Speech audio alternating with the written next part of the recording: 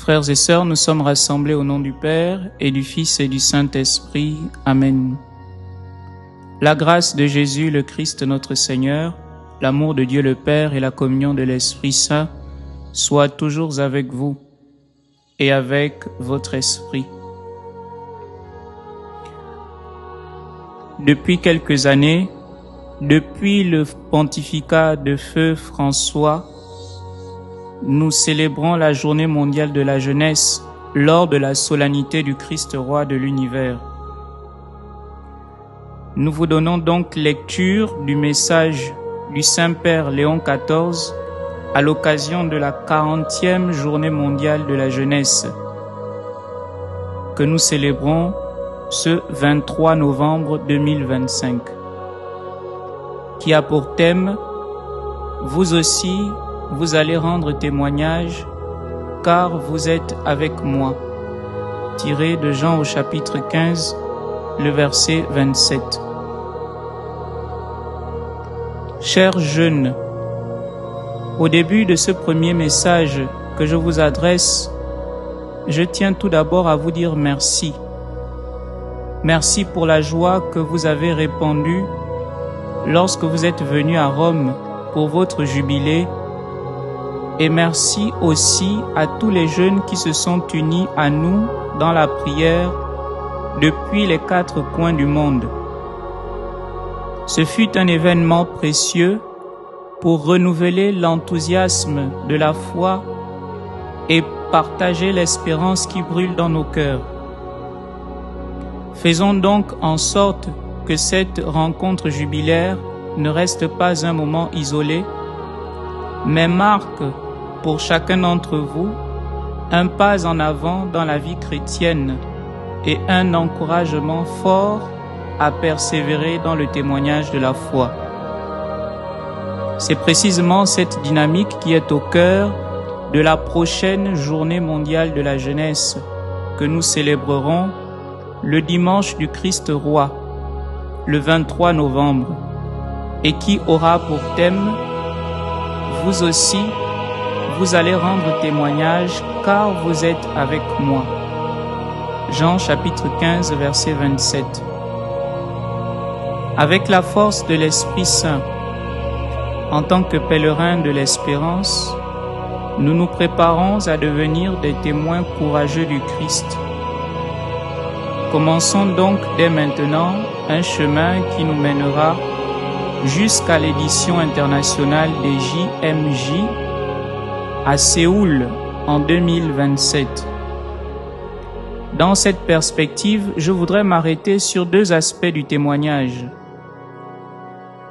Notre amitié avec Jésus que nous recevons de Dieu comme un don et l'engagement de chacun dans la société en tant que bâtisseur de paix. Amis, donc témoins. Le témoignage chrétien naît de l'amitié avec le Seigneur, crucifié et ressuscité pour le salut de tous. Il ne doit pas être confondu avec une propagande idéologique, mais il est un véritable principe de transformation intérieure et de sensibilisation sociale. Jésus a voulu appeler amis les disciples à qui il a fait connaître le royaume de Dieu et à qui il a demandé de rester avec lui pour former sa communauté et les envoyer proclamer l'Évangile. Ainsi, lorsque Jésus nous dit « Rendez témoignage », il nous assure qu'il nous considère comme ses amis. Lui seul sait pleinement qui nous sommes et pourquoi nous sommes ici. Il connaît vos cœurs, vous les jeunes, votre indignation face aux discriminations et aux injustices, votre désir de vérité et de beauté, de joie et de paix.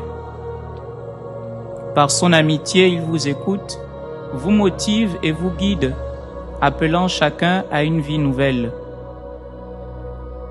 Le regard de Jésus qui veut toujours et seulement notre bien nous précède. Confère Marc chapitre 10 verset 21. Il ne nous veut pas comme serviteurs ni comme militants d'un parti. Il nous appelle à être avec lui comme des amis, afin que notre vie soit renouvelée. Et le témoignage découle spontanément de la nouveauté joyeuse de cette amitié. C'est une amitié unique qui nous donne la communion avec Dieu, une amitié fidèle qui nous fait découvrir notre dignité et celle des autres, une amitié éternelle que même la mort ne peut détruire car elle a son origine dans le Christ crucifié, ressuscité.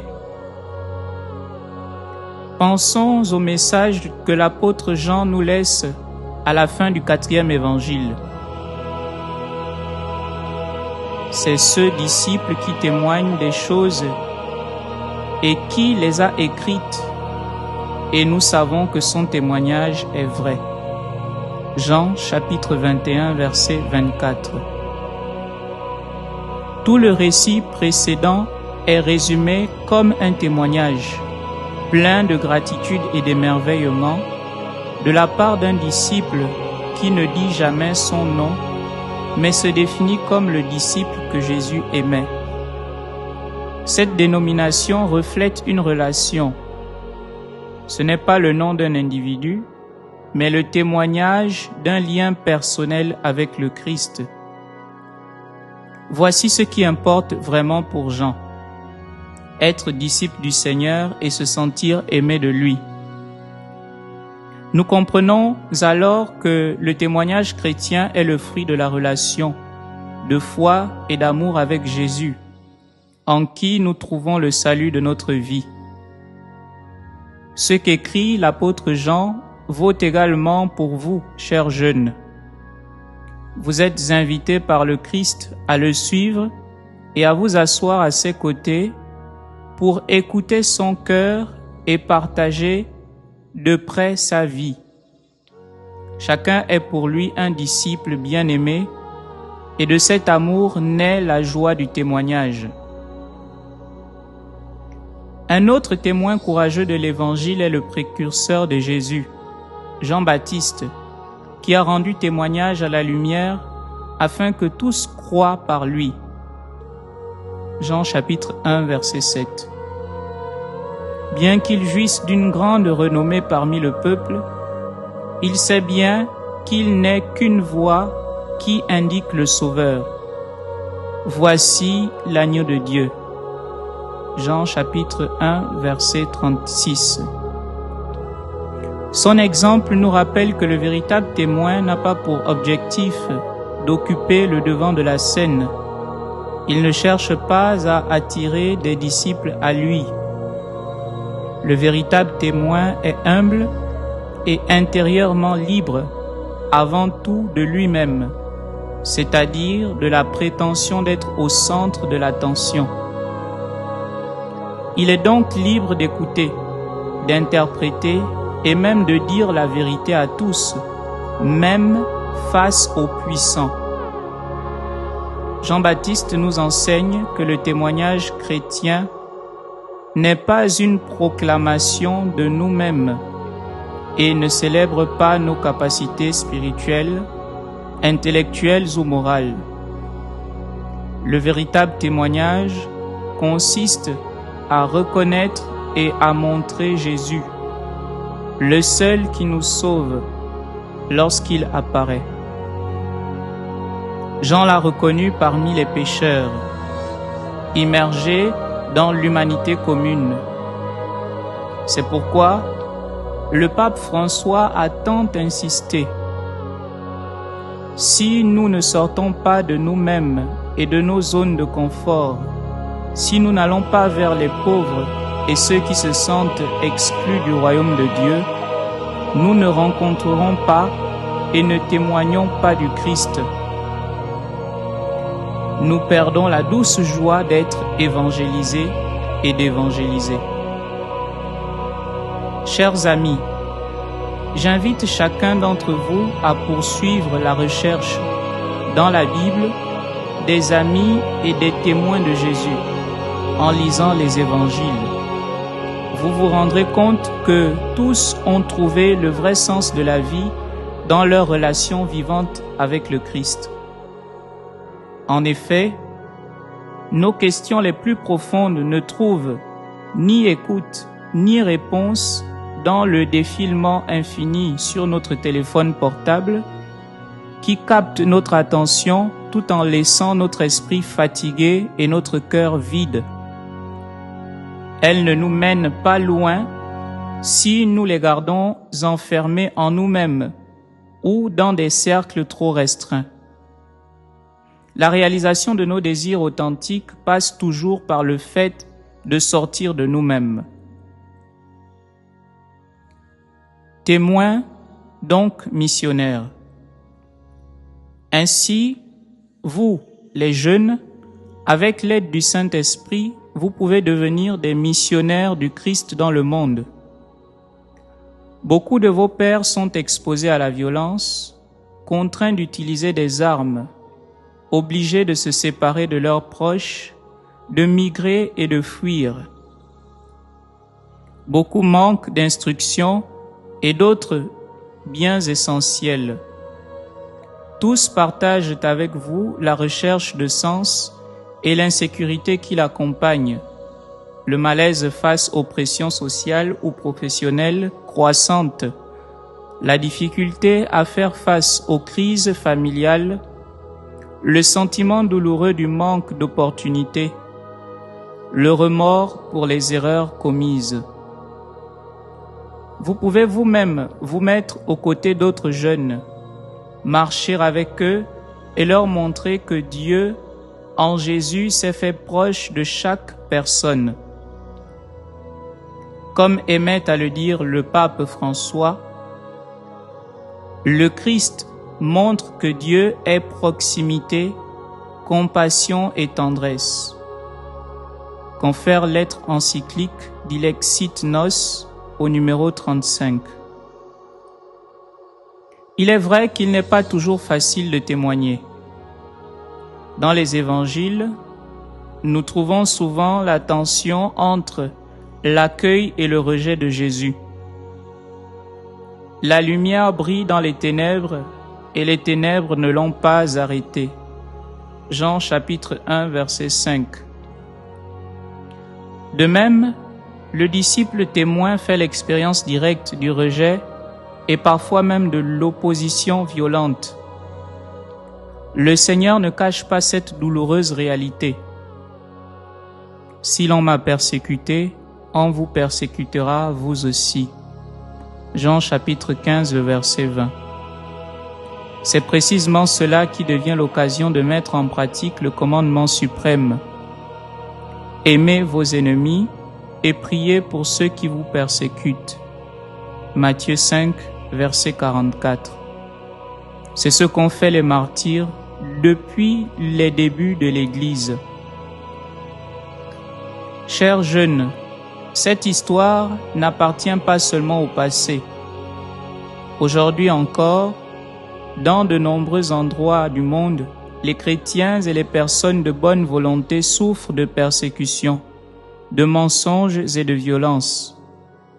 Peut-être avez-vous aussi été touché par cette expérience douloureuse et peut-être avez-vous été tenté de réagir instinctivement en vous mettant au niveau de ceux qui vous ont rejeté, en adoptant des attitudes agressives. Mais rappelons-nous le conseil de Saint Paul. Ne te laisse pas vaincre par le mal, mais sois vainqueur du mal par le bien. Romains chapitre 12, verset 21.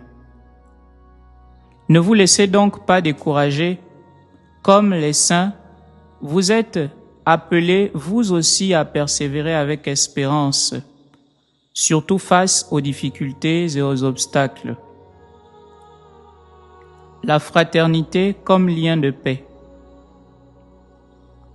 Dans l'amitié avec le Christ qui est un don du Saint-Esprit en nous, naît un mode de vie qui porte en lui le caractère de la fraternité.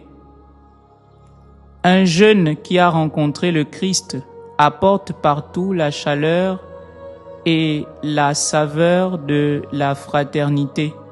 Et quiconque entre en contact avec lui ou elle est attiré dans une dimension nouvelle et profonde, faite de proximité désintéressée, de compassion sincère et de tendresse fidèle. Le Saint-Esprit nous fait voir notre prochain comme un regard nouveau, avec un regard nouveau. Dans l'autre, il y a un frère, une sœur.